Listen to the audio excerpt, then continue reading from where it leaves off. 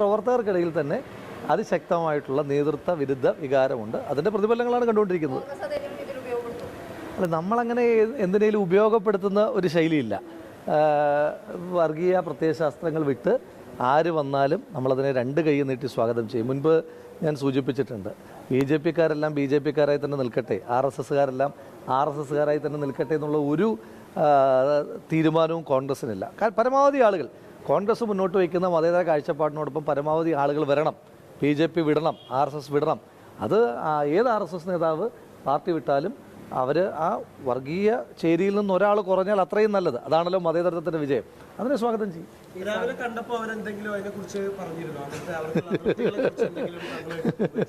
രാവിലെ കണ്ടത് വേറൊരു സാഹചര്യത്തിൽ കണ്ടതല്ലേ, അതും ഇതുമായിട്ട് ബന്ധിപ്പിക്കണം എന്നില്ല.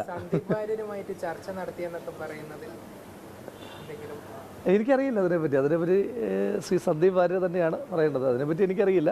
തെരഞ്ഞെടുക്കപ്പെട്ട സ്ഥാനങ്ങളെല്ലാം രാജിവെക്കുകയാണെന്ന് അറിയിക്കുന്നത്. അങ്ങനെ പുറത്ത് വരികയാണെങ്കിൽ ഞാൻ പറഞ്ഞല്ലോ, വളരെ കൃത്യമായിട്ടല്ലേ പറഞ്ഞത്. ഈ ബി ജെ പി ഇപ്പം അവരെല്ലാം നമ്മളോടൊക്കെ സംസാരിക്കുമല്ലോ. സ്വാഭാവികമായിട്ട് നമ്മളെല്ലാം പൊതുപ്രവർത്തകരാകുമ്പോഴുള്ള വർത്തമാനങ്ങളുണ്ട്.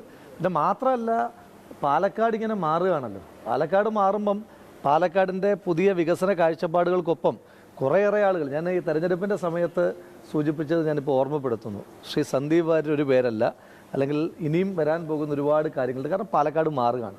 മാറുന്ന പാലക്കാടിൻ്റെ രാഷ്ട്രീയത്തോടൊപ്പം പാലക്കാടിന് വേണ്ടി കൂടി, അത് വർഗീയത നിലപാടുകളിൽ നിന്ന് മാറ്റം വരുന്നു എന്ന് മാത്രമല്ല, പാലക്കാടിൻ്റെ പൊതുവായ വികസനത്തിന് വേണ്ടിയിട്ട് ഒരുപിടി മാറ്റങ്ങൾ ഉണ്ടാകുന്നുണ്ട്. ആ മാറ്റങ്ങളുടെയൊക്കെ ശുഭസൂചനകളൊക്കെ പാലക്കാടിന് ലഭിക്കും.